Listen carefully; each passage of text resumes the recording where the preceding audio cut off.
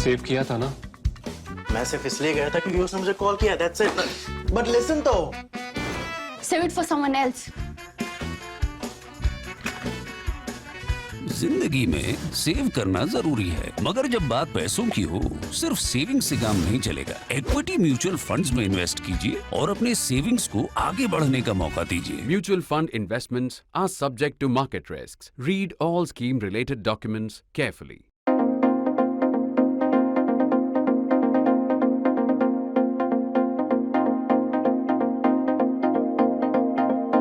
It is in the nature of the news cycle that the only aspect of the G20 event in Srinagar, the event was Third Working Group on Tourism. The only aspect that made serious headlines was the absence of China, Turkey, Saudi Arabia, Egypt and Oman. These abstentions are indeed a bummer. But the larger outcome was significantly positive in political and strategic terms.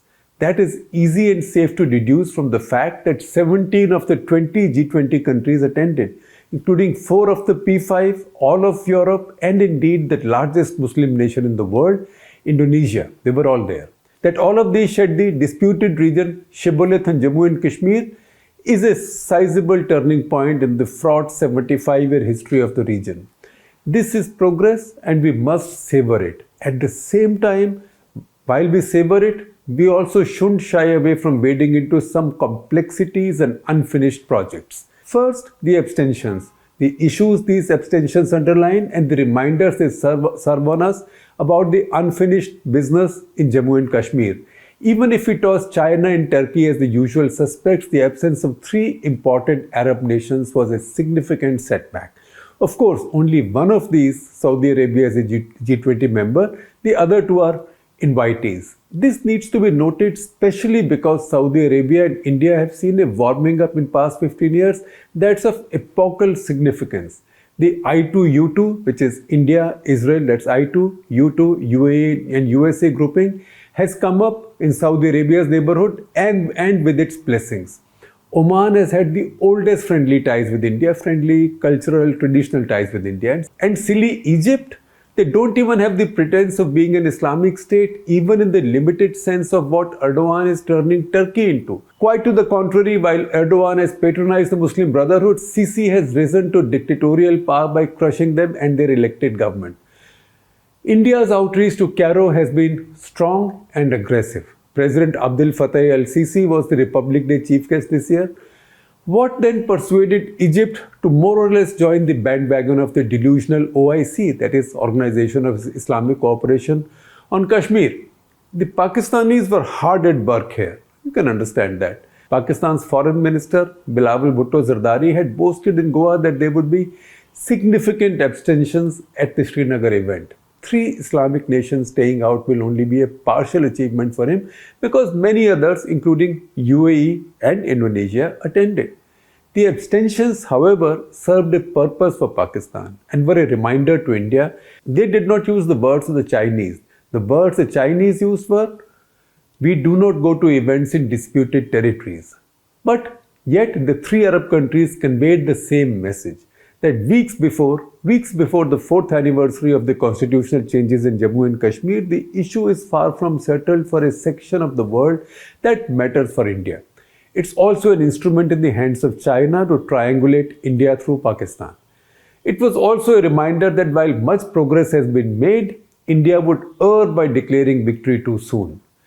A new chapter was written with the constitutional changes on August 5, 2019, and much has been achieved on the ground, especially in the valley, from law and order point of view to infrastructure building. And yet some of the chapters that should have naturally followed or maybe expectedly followed that first chapter in the Modi era haven't been written. It is as if the author suddenly got writer's block.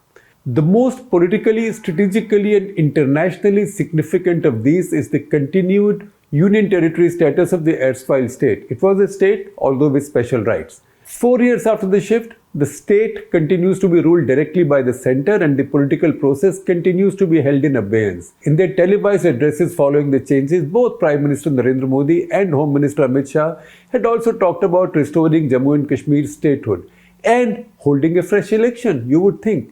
If this hasn't happened with just months to go for the next general election process to begin. It's about 7 to 8 months before this government will become a caretaker government and bound by the code of conduct. And yet, there is no talk of this either. It is a letdown. To repeat, if there is no talk of statehood, of restoration of statehood, and a fresh election with just about 8 months to go before this government becomes caretaker, it is a letdown. A letdown not just for the people of Kashmir, but the larger Indian cause as well. To understand why this is such a letdown, take your mind back to the decades when the Kashmir dispute painted disturbingly on the world's radar screen. We don't need to go back to 1948, ceasefire and UN Security Council resolutions, or to 1972, the Shimla Agreement. A much better place to begin would be the more recent 1989. That is when the ongoing, though now greatly subdued, that is when the ongoing separatist insurgency actively backed by Pakistan began. By 1991, when P.V. Narasimha Rao took charge as Prime Minister and began cleaning up the mess left behind by V.P. Singh, who ran our weakest government on national security yet. Pakistan had been able to fully internationalize the issue. Pakistan's campaign was three-pronged. 1. Violation of human rights. Number 2, state being under military occupation. And number 3, denial of democracy and the right to self-determination. Translated, it pushed the clock back to the UN Security Council resolutions and the plebiscite. Rao countered it in exactly the way his predecessors had done, but now with greater confidence and moral strength. And I will tell you in a moment why moral strength. Where was the justification for any plebiscite when the Kashmiris were voting in increasing numbers to elect their own governments, he said? Isn't that self-determination and democracy? Of course, there were juicy comparisons to make with the state of democracy and elections in all of Pakistan, not just the part of Kashmir under its occupation. His greater confidence, however, came from the fact that India had now begun holding fair elections in Kashmir, unlike the fixed ones of the past, especially the most recent one then of 1987. He answered the questions on human rights by setting up the National Human Rights Commission and saying, why do your human rights organizations have to come to India? I have an NHRC headed by a very eminent judge. And then lifting the ban on foreign journalists visiting the state. Today, India is much stronger than it was under Rao. First, it is the economic heft built in the past 3 decades, and then the rise of a full majority right nationalist government under Narendra Modi in 2014. Geostrategic changes, the malevolent rise of China, a warring Russia, and the Indian embrace of the US have all placed India in the sweetest spot in history yet.